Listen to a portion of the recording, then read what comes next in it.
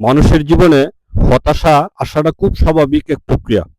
কখনো কি আমরা কারণ জানি, কখনো আবার অকারণে বিষণ্ণ হয়ে থাকে।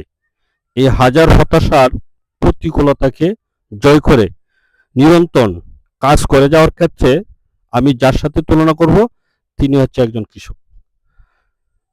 একজন কৃষকের জীবন নিয়ে গভীর চিন্তা করলে দেখা যায় তার চেয়ে বেশি হতাশার সম্মুখীন খুব কম মানুষই হন। কেন আমি একজন কৃষকের সাথে তুলনা করছি তার কিছু কারণ আপনাদের সামনে তুলে ধরার চেষ্টা করছি।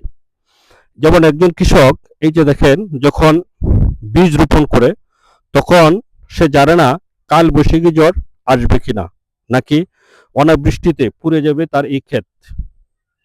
এত অনিশ্চয়তার ফসলের ভয়ে থাকার পরেও তিনি কিন্তু ঘরে বসে থাকেননি, ভোরে নাঙ্গল নিয়ে মাঠে যান।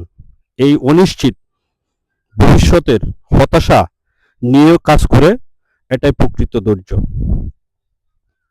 অনেক সময় হাড় ভাঙ্গা খাটুনির পরেও ফসল গড়ে উঠে তখন কৃষক হয়তো ন্যায্য মূল্য পায় না। এটি চরম হতাশার কারণ। তবু পরের মৌসুমে নব উদ্যমে মাটিতে বীজ বুনেন এই কৃষক। এই যে দেখেন একটা ক্ষেতে, আমি একটু দেখাতে চেষ্টা করছি এটা। এই তাই এই পূর্ণ জন্ম নেওয়ার ক্ষমতা আমাদের শেখায়। একবার ব্যর্থ হওয়া মানে জীবন থেমে থাকার নয়, এটা কৃষক আমাদেরকে আসলেও শেখায়। কৃষকের ফসল যদি নষ্ট হয়ে যায়, এরপরও কৃষক পরের বছর আবার নতুন উদ্যমে এই জমি কৃষক আবার রোপণ করে। কৃষকের কাজটা আসলে গ্লামার সন নয়, কেউ তাকে হাততালি দেয় না। মাটিতে পুড়ে তিনি কাজ করেন। আমাদের জীবনে যখন হতাশা আসে তখন আমরা মনে হয় কেউ আমাদের কষ্ট বুঝছে না। কৃষক আমাদের শেখায় পৃথিবী আমাকে দেখুক আর না দেখুক, নিজের কাজটা ঠিক মতো করার আসল সার্থকতা।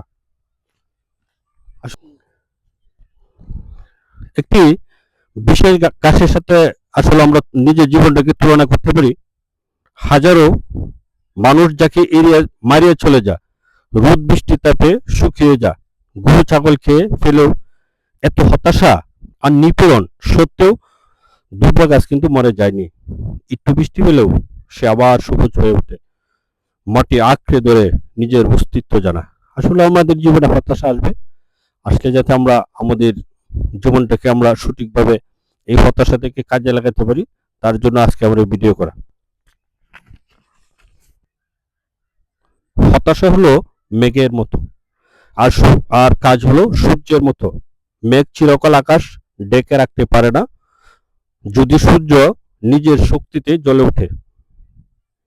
ভিডিওটি ভালো লাগলে শেয়ার করবেন, কারণ আপনার একটি শেয়ার হয়তো অন্য কাউকে কাজ করে নতুন বাঁচার প্রেরণা দিবে। দেখা হবে পরবর্তী ভিডিওতে। ধন্যবাদ।